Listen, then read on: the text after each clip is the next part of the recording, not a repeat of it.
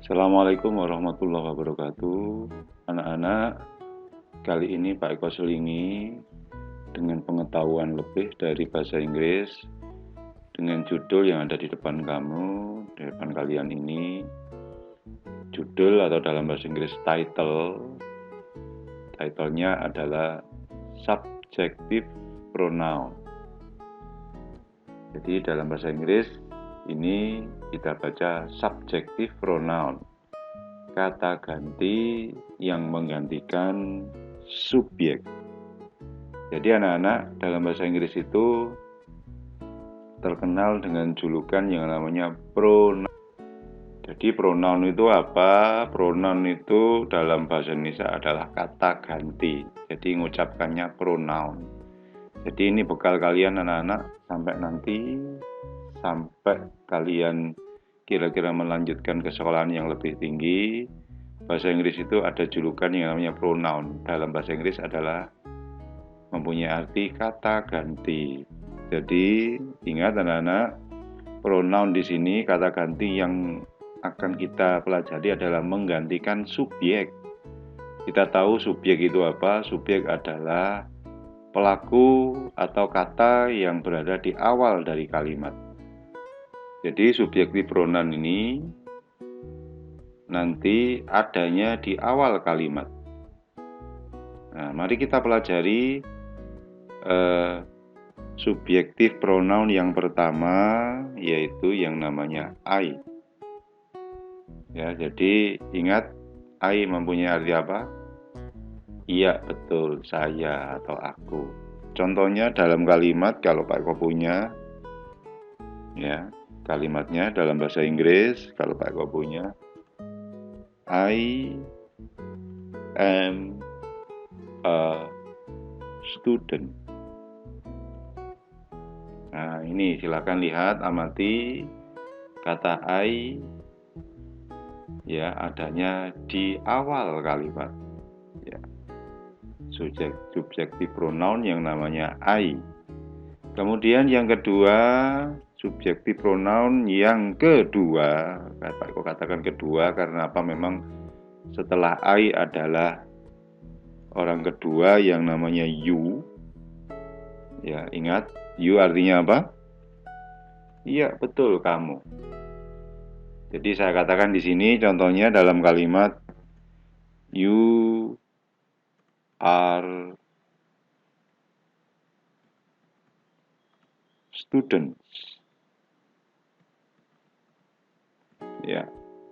Kata students itu adalah kata pelengkap, sedangkan you adalah kata yang merupakan kata yang saya juluki di atas ini, yaitu subjektif pronoun.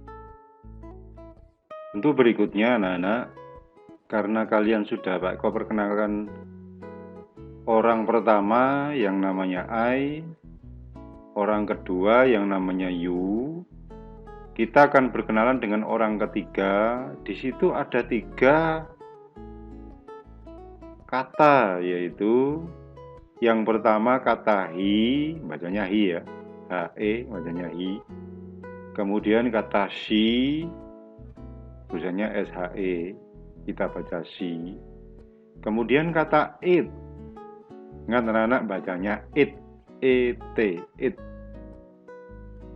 Ya, jadi sekali lagi orang ketiga ada 3, yaitu he untuk laki-laki, kata she untuk perempuan, kata it bukan perempuan dan juga bukan laki-laki, ya. Jadi hati-hati orang pertama, kedua, dan ketiga. Contohnya, kalau Pak Eko punya kalimat dalam bahasa Inggris, di sini anak-anak ya, saya punya kalimat he is a teacher. Nah, ini contohnya he is a teacher. Kemudian kalau kita lihat contohnya she is here.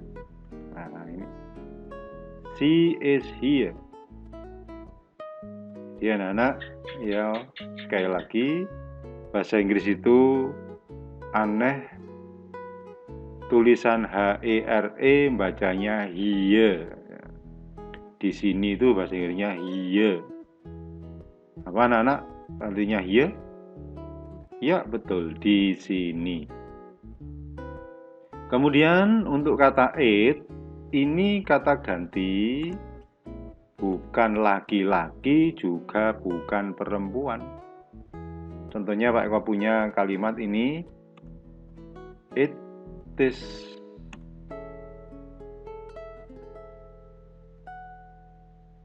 a house. Contohnya, it is a house. Nah, itu anak-anak, jadi sekali lagi Pak Eko beri perulangan. Orang pertama namanya I, orang kedua namanya you, orang ketiga ada berapa? Ya betul, ada 3, he, she, dan it. Dan perlu diketahui kalau masalah artinya, I mempunyai arti apa? Betul, saya. You mempunyai arti apa? Betul, kamu. Dan he, she, it mempunyai arti iya, mempunyai arti dia. Untuk berikutnya anak-anak adalah baru kalau yang kita pelajari tadi I, you, he, she, it itu jumlahnya 1. Mohon saya ralat. Tadi Pak Eko beri contoh you are student. Tulisannya tidak ada S-nya. Nanti Pak Eko terangkan kalau kata benda itu ada S dan tidak itu bedanya apa. Nah, sekarang kita akan mempelajari kalau bendanya lebih dari 1. Jadi misalnya kata I, saya lebih dari 1, itu dalam bahasa Indonesia akan menjadi kami atau kita, ya kan? Orang Inggris akan bilang we, ya. Jadi tulisan di sana, kalian perhatikan di sana, ini kita baca we, ya. Artinya apa? Betul, kami atau kita. Contohnya dalam kalimat we are the champion. Ya, seperti ini. Ada lagu judulnya We Are the Champion. Kita sang juara. We are the champion. Nah, untuk yang namanya you ini 1 anak-anak ya. Lebih dari 1 atau pluralnya. Nah, jadi kalau orang Inggris itu 1, orang Inggris bilang singular, tulisannya singular. Kalau lebih dari 1, orang Inggris bilang plural, tulisannya plural. Lebih dari 1, tetap anak-anak yang namanya you orang kedua, ya. Namun benda yang ditunjuk nanti, nah ini Pak Eko menginjak kepada benda yang ada S-nya dengan tidak ada S-nya. Nah, jadi kalau bisa saya tulis you, contohnya are students. Ya, you are students. Perhatikan kata S di belakang, huruf S di belakang kata students. You di sini, kamu lebih dari 1, kamu sekalian, orang Indonesia bilang.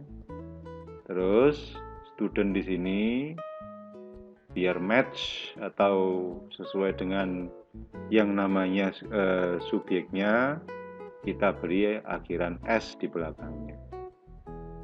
Nah, itu yang namanya you. Masih tetap orang Inggris bilang apa? Ya, you. Kemudian he, she, it, dia laki-laki, he, saya ulangi, dia perempuan, she, dia tidak perempuan, tidak laki-laki alias banci. Orang Inggris bilang it, Nah, contohnya house, benda yang ditunjuk, rumah itu ya nggak laki-laki ya nggak perempuan. Jadi contohnya it is a house, itu pas sudah. Tapi kalau kita katakan she is a house, itu keliru anak-anak ya. Jadi dia lebih dari satu, orang Inggris bilang they. Jadi bacanya apa? They. We kita bilang apa tadi? Iya betul, we. They kita bilang they. Contohnya they are there. Bukan here tapi there. Nah, sekali lagi kita baca apa? They are there. Mereka di sana. Jadi sekali lagi anak-anak, kita ulangi patokannya. Kalau bahasa Inggris itu tidak sama dengan tulisannya. There dibaca apa tadi? Ya, there di sana. Here kita baca apa? Betul, here artinya di sini. Ya, itu sekilas mengenai subjektif pronoun, subjektif pronoun, subjektif pronoun, kata ganti subjek. Oke anak-anak, mari kita sama-sama ikuti setelah Pak Eko, kita baca contoh kalimatnya. Mulai dari nomor 1. Tirukan saya. I am a student. Betul, good. You are student. Good. He is a teacher. Yes. She is here. Okay. It is a house. Okay, good. We are the champion. Yes. You are students. Betul. Yang terakhir, ikuti saya. They are there. Oke anak-anak. Saya kira saya cukupkan untuk hari ini, kali ini. Jadi kalian sudah mempelajari subjek kata ganti di dalam bahasa Inggris yang berperilaku sebagai kepala dari kalimat. Ya, jadi pesan Pak Eko, don't worry, jangan khawatir. Tetap semangat mempelajari bahasa Inggris walaupun dalam masa-masa pandemi ini. Terakhir kalinya, goodbye and assalamualaikum warahmatullahi wabarakatuh.